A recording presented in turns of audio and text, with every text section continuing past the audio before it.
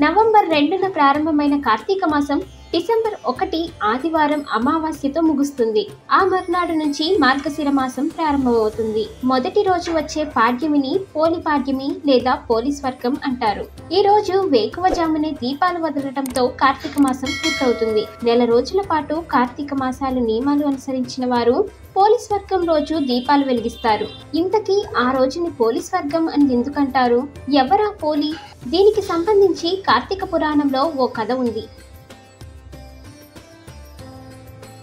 పూర్వం ఓ గ్రామంలో ఉమ్మడి కుటుంబంలో 5గురు కోడళ్లుండేవారు.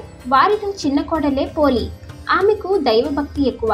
కానీ ఆ దైవభక్తే శాపంగా మారి అత్తగారి ఆగ్రహానికి కారణమైంది. చిన్న కోడలి భక్తి చూసి ఓర్వలేని అత్త తనకన్నా భక్తురాలు ఉండకూడదని భావించింది. అందుకే పోలిని ఏ పూజలు, నోములు, వ్రతాలు చేయనిచ్చేది కాదు. తనను అనుసరించే మిగిలిన కోడళ్లతో అన్ని చేయించేది. కార్తీక మాసం రానే వచ్చింది.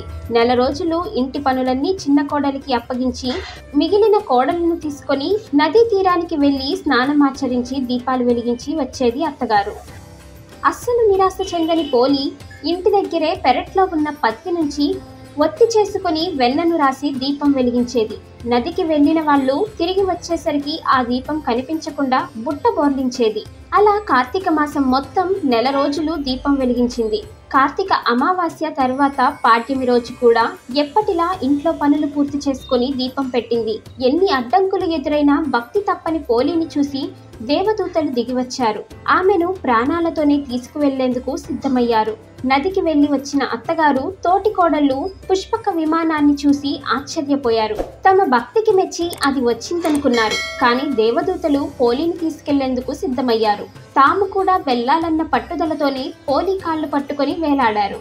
అయినప్పటికీ ఎలాంటి ఫలితం లేకపోయింది. స్వర్గానికి వచ్చేంత కల్మషం లేని భక్తి పోలికి మాత్రమే ఉందని చెప్పారు దేవదూతలు.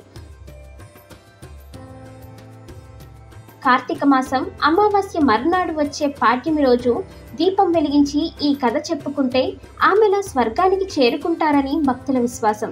ఈ నెల రోజులు ఎలాంటి నియమాలు పాటించకపోయినా పోలి పాడ్యమి రోజు కనీసం 30 ఒత్తులు వెలిగిస్తారు. ఇలా చేస్తే నెల రోజులు దీపారాధన చేసిన ఫలితం దక్కుతుందని భావిస్తారు. ఇక ఈ వీడియో మీకు నచ్చినట్లయితే లైక్ చేయండి, షేర్ చేయండి.